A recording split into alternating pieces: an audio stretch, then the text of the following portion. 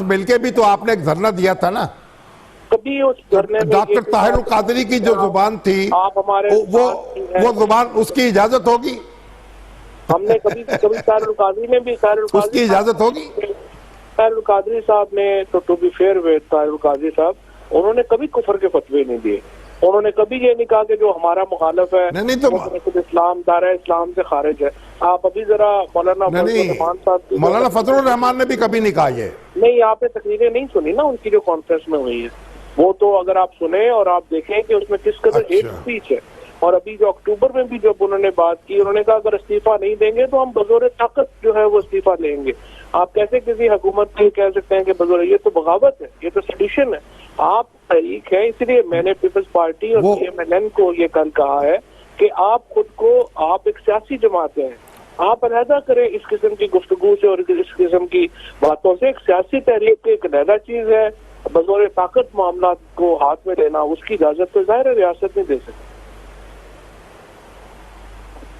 تو شوائب صاحب یہ مدرسے کے بچوں کا آپ نے ذکر کیا تو وہ ظاہری بات ہے مولانا صاحب کی ایک ڈومین ہے, ان کا ایک حلقہ اثر ہے, تو ظاہری بات ہے وہ اپنی کانسٹیٹنسی کو ہی متوجہ کریں گے نا.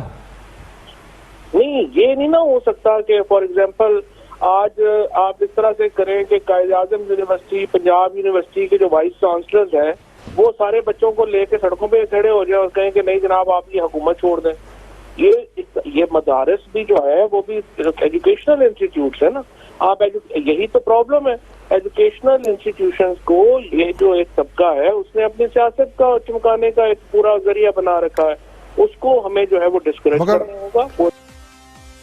سوال یہ ہے کہ مولانا طاہر القادری یا علامہ طاہر القادری جب عمران خان کے ساتھ لانگ مارچ کر رہے تھے تو ان کی سیاسی طاقت کیا تھی؟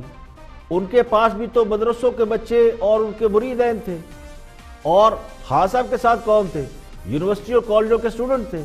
تو اس وقت کسی کو خیال نہیں آیا کہ یہ جو طالبات ہیں جو یونیورسٹیوں میں پڑھتے ہیں یا مدرسوں کے لوگ ہیں یہ کن کاموں میں استعمال ہو رہے ہیں.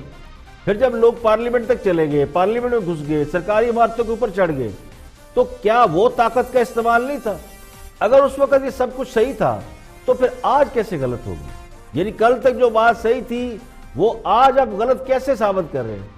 مولانا طاہر القادری نے تو اسے مارکا کربلا بنا دیا تھا اور مخالفین کو یزیدی قوت قرار دیا تھا. تو پھر آج کیوں ڈر لگ رہا ہے کہ ابھی تو مولانا نے صرف اعلان کیا ہے جبکہ وہ باقاعدہ پولیٹیشن ہے اور ایک بھرپور سیاسی ووٹ بینک بھی رکھتے ہیں. اب سوال یہ پوچھا جا رہا ہے کہ ہیٹ سپیچ کیا ہوتی ہے, کیونکہ مولانا پہ الزام یہ لگایا جا رہا ہے کہ وہ ہیٹ سپیچ کرتے ہیں. تو ہیٹ سپیچ وہ ہوتی ہے جو منافرت پھیلائے, لوگوں کو تقسیم کرنے کا باعث بنے, جس کی وجہ سے معاشرے میں انتشار پھیلے, وہ ہیٹ سپیچ ہوتی ہے. سیاسی اختلافات, احتجاجی تحریک یا حکومت کو اس کی نااہلی پر ہٹانے کی بات ہیٹ سپیچ کے زمرے میں نہیں آتی, بلکہ یہ صریحاً درست عمل ہے. 126 دن کے دھرنے میں اگر کسی کو یاد ہو تو جو تقاریر میں نے اور آپ نے سنی اس میں کیا کچھ نہیں تھا, لیکن انہیں ہیٹ سپیچ نہیں کہا گیا, نہ سمجھا گیا. اب اگر حکومت انہیں اس الزام میں دھرنا چاہتی ہے, یعنی مولانا فضل الرحمان کو, کہ وہ ہیٹ سپیچ کر رہے ہیں, تو اس کے لیے اگر گراؤنڈ ہموار کی جا رہی ہے تو یہاں بھی مجھے لگتا ہے کہ یہ الزام ثابت نہیں کر پائے گے.